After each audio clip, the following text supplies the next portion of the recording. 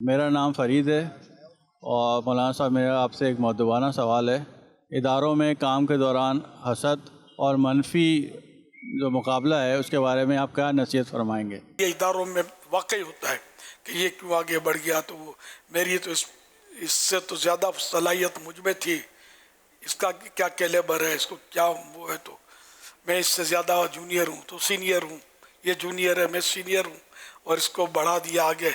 تو یہ حسد جو کرتا نہیں بہت برا بندہ ہوتا ہے، یعنی یہ اللہ کی تقسیم سے راضی نہیں ہے۔ یہ معنی یہی بنتا ہے کیونکہ اللہ نے عزت دی اس کو، اللہ نے اس کو منصب دیا، اور ہم اس کی صلاحیتوں کی پیمائش کر رہے ہیں۔ تو اس طرح پھر اس میں غیبت کی بھی صورت بنے گی۔ ایک تو حسد اس سے ہوا کہ اس کی یہ جو ملا اس کو یہ ضائع ہو جائے، نہ ملے اس کو جو ترقی ملی۔ حسد یہی ہوتا ہے کہ دوسرے کی نعمت دیکھ کر اس کے ضائع ہونے کی تمنا کرنا، یہ حسد کہلاتا ہے۔ اور حدیث پاک میں کہ حسد نیکیوں کو اس طرح کھا جاتا ہے اس طرح آگ لکڑی کو۔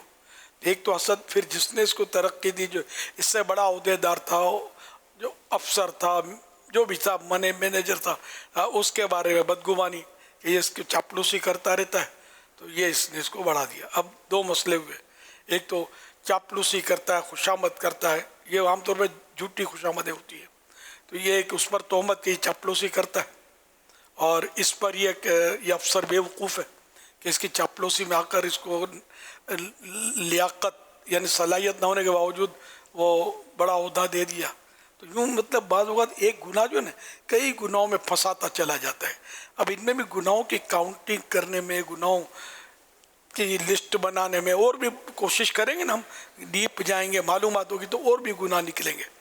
تو اس طرح مطلب یہ کہ گناہ پر گناہ، گناہ پر گناہ بندہ کرتا چلا جاتا ہے۔ اللہ کے پیارے پیارے آخری نبی صلی اللہ تعالی علیہ وآلہ وسلم کا فرمان علی شان ہے، حسد سے بچو، کیونکہ حسد نیکیوں کو اس طرح کھا جاتا ہے جیسے آگ لکڑی کو کھا جاتی ہے۔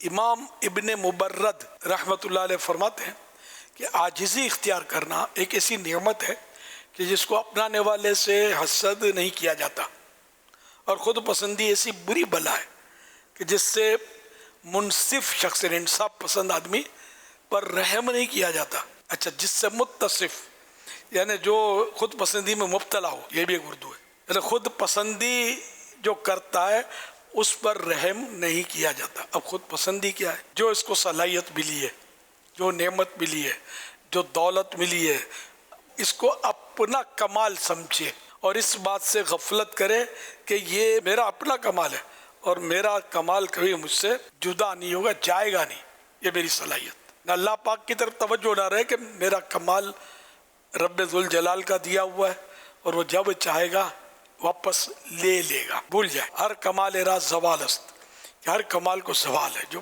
بلندی ہے اس کے لیے پستی ہے، جو اونچا ہے وہ نیچا بھی ہوگا، تو وہ یہ بھول جائے۔ تو یہ ایک خود پسندی ہے کہ خود پسندی 70 سال کے اعمال کو برباد کرتی ہے، بہت بری چیز ہے یہ۔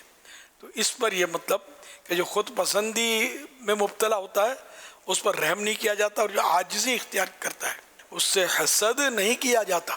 حسد سے بچنے کی ایک صورت ہے۔